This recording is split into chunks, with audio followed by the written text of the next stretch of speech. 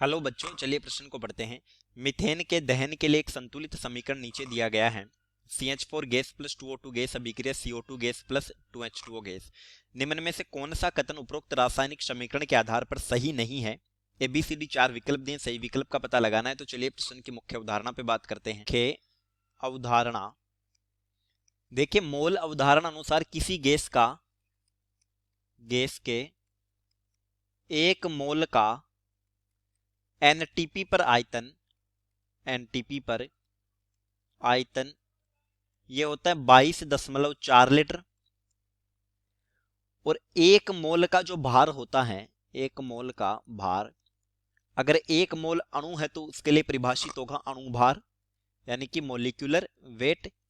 और अगर एक मोल परमाणु है तो इसके लिए परिभाषित हो जाएगा परमाणु भार यानी कि एटॉमिक वेट।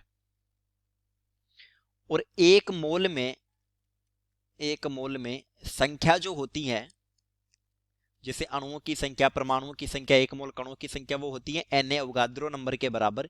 और इसका मान होता है 6.023 गुणा 10 की घात 23 मोल इनवर्स यानी कि पर मोल। अब देखिए हमारी समीकरण है CH4 gas plus 2O2 gas अभिक्रिया CO2 gas plus 2H2O gas यानी कि जल वाष्प बनी है। अब देखिए स्टाइक्योमेट्रिक गुणांकों के आधार पर यानी एक मोल मेथेन की क्रिया हो रही है 2 मोल ऑक्सीजन से, क्योंकि संतुलित समीकरण में स्टाइक्योमेट्रिक गुणांकों को इक्वेट करके हल किया जाता है। यानी एक मोल CH4 की क्रिया हो रही है 2 मोल O2 से, तो बन रही है 1 मोल CO2 और 2 मोल जल वाष्प। अब हम ये जानते हैं मुख्य उदाहरण के अनुसार कि एक मोल का मतलब होता है, गैस है तो 22.4 लीटर यानी कि 22.4 लीटर मेथेन की क्रिया हो रही है 2 मोल से, यानी कि 2 गुना 22.4 तो ये हो जाएगा 44.8 लीटर।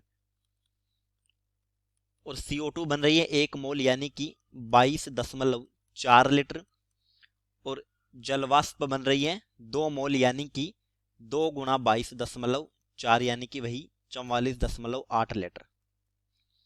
अब हमें यह भी पता है कि एक मोल का जो भार होता है वो परमाणु भार या अणु भार होता है। तो CH4 अणु के लिए एक मोल का भार होता है 16, इसका मोलिकुलर वेट होता है। एक मोल ऑक्सीजन के लिए 32 ग्राम होता है, तो यहां पर 2 मोल है, ये हो जाएगा 64 ग्राम अणु भार।